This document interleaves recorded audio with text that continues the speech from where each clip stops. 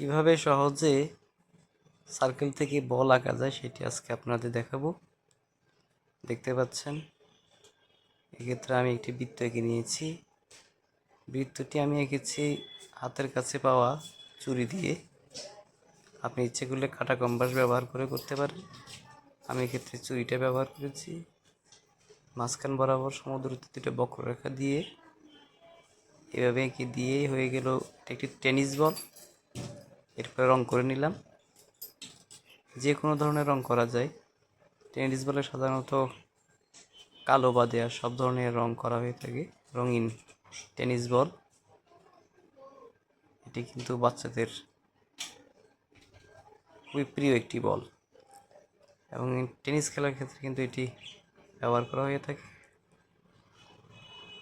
দেখতে পাচ্ছেন সুন্দর করে, কিন্তু শেপটা সুন্দর হতে হবে। হয়ে গেল টেনিস বল। এরপরে আমি এঁকে নিচ্ছি আরেকটি সার্কেল। এখানে আপনারা দেখতে পাচ্ছেন, তাও দুটি বক্ররেখা আঁকলাম এবং সমদূরত্বের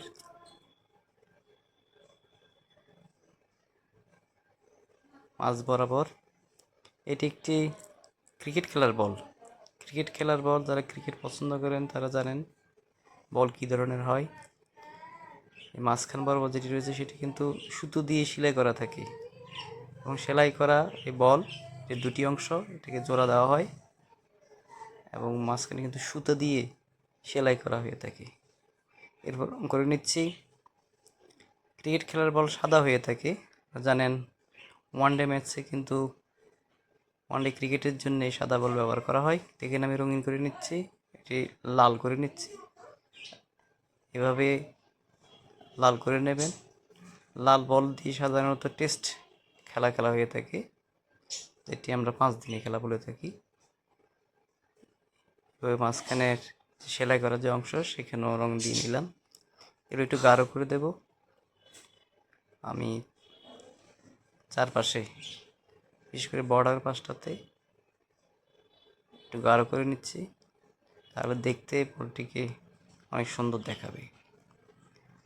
এভাবে সহজে কিন্তু ক্রিকেট বল এঁকে ফেলা যায়। আপনারা চাইলে কিন্তু অতি অল্প সময়ের মধ্যে এটি কিন্তু এঁকে ফেলতে পারবেন এবং এটি বাচ্চাদের উপযোগী করে আঁকার জন্য আসলে আঁকা। এবং আশা করি বাচ্চারা যারা রয়েছে তারা অতি দ্রুত এভাবে কিন্তু বলটি আঁকতে পারবে। বলের মধ্যে একটু আলো ছায়া দেখা যাচ্ছে। এরপর আমি আরেকটি বল আঁকবো। এটি বাস্কেট বল ধরে নেওয়া যায়, অথবা বাচ্চাদের খেলনার বলও বলা যেতে পারে। বাস্কেট বলের ক্ষেত্রে এই ধরনের বল ব্যবহার করা হয়ে থাকে। আমরা দেখতে পাচ্ছি এভাবে উপর থেকে নিচ পর্যন্ত টেনে নিচ্ছি। এরপর রং করে দেব। রং আসলে যেভাবে ইচ্ছে সেভাবে করা যায়।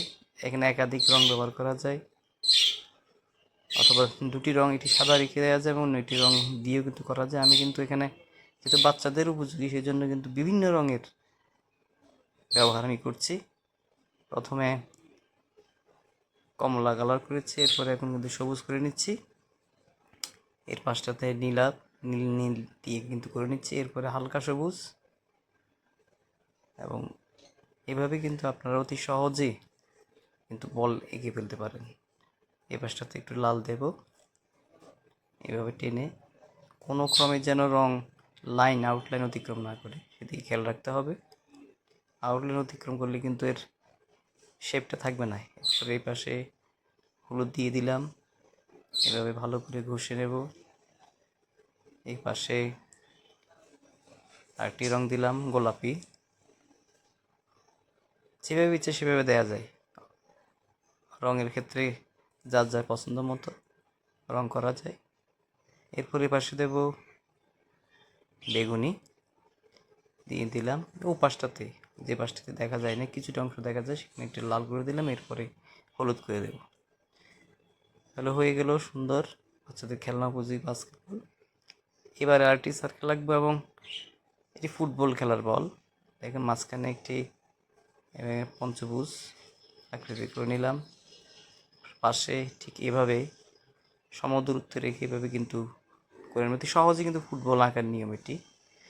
এরপর আমি সাধারণত কালো এবং সাদা ফুটবল হয়, মাঝখানে যে অনেক ক্ষেত্রে যে প্লাস্টিকের বা চামড়া হয়ে থাকে, এই পাশের 1 2 3 4 5টা কিন্তু কালো করে নেবে, এরপর মাঝখানটাতে কিন্তু কালো করে দেব। এখন কিন্তু বোঝা যাচ্ছে যে এটি আসলে ফুটবল। এটা কিন্তু আরও গাঢ় করে কালো করতে হবে, তাহলে দেখতে আরও স্পষ্ট হবে। আমি আরও গাঢ় করে দিচ্ছি, দেখেন।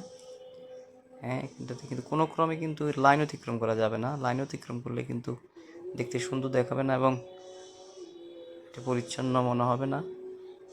এটি আর্টের সময় রাখতে হবে যে আমার লাইন যাতে অতিক্রম না করে রং করার সময়। মাঝখানটাকে দেবো,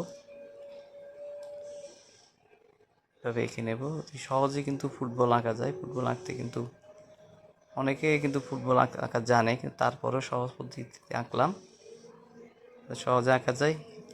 একটু হালকা করে এই বর্ডারটাতে একটু হালকা করে পেন্সিল দিয়ে একটু কালো করে দেবো, হালকা একদম, যাতে বলের একটা শেপ আসে। কালো করার পরে কিন্তু একটা ছোটো একটা কাগজ, একটু কাগজ নেব ছোট, অথবা টিস্যু পেপার দিয়ে করতে পারেন আপনারা। হালকা করে একটু ঘষে দেব, বেশি জোরে ঘষা যাবে না। হালকা করে ঘষলে দেখবেন যে পাশে কালো শেড এবং মাঝখানটাতে একটু সাদা সাদা হচ্ছে এবং বলের একটা সুন্দর একটা শেপ কিন্তু এসে গেছে। তো ইচ্ছে করলে আপনারা কিন্তু অতি সহজে এভাবেই আপনারা সার্কেল থেকে বল আঁকতে পারেন। ধন্যবাদ সবাইকে।